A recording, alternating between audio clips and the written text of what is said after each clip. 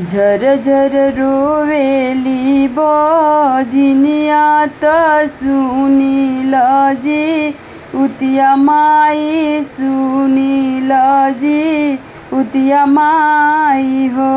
ए मैया नहीं दियलु गोदी मेला लनवा हो जीवतिया कैसे पूजब हो जीवतिया कैसे भूख भी हो।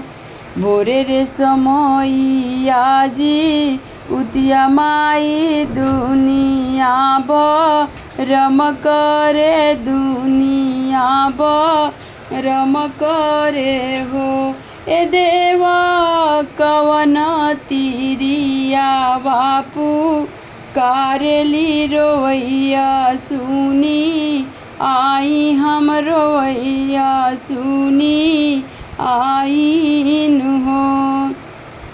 सोनावा के रथ चढ़ी जी उतिया माई बेटी ए आगे खड़ बैली बजिन आगे खड़ बैली हो। ए बेटी कवन संकटवा तोहरे जियरा के जर जर रोवेलु लट धुनी रोवेलु हो। छूटी गईले घर परी वरवा हो तबाई सेब तीजवा हो त केहू नाही पूछेला हो। ए मैया कवन कसूर हम कैनी हो ललनमा नाही दियलु हो ललनमा बिना तरसे नि हो।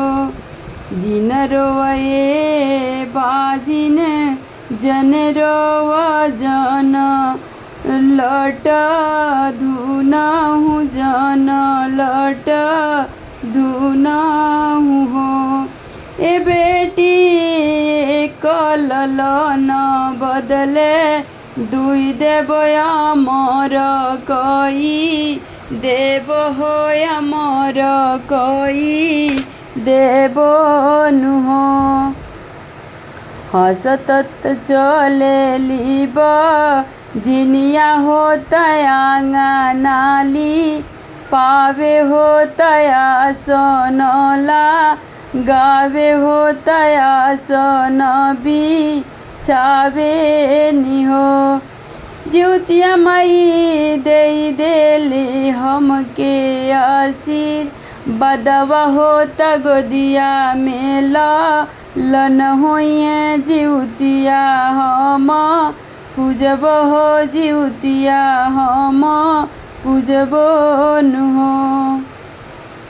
ज्योतिया बरतिया जीवतिया हो जीवतिया देव मानावेली जीवतिया देव मानावेली हो। ज्योतिया माई दे दियली हम केला लनवा हो जीवतिया हम उठवनी हो जीवतिया हम भूख बुहो।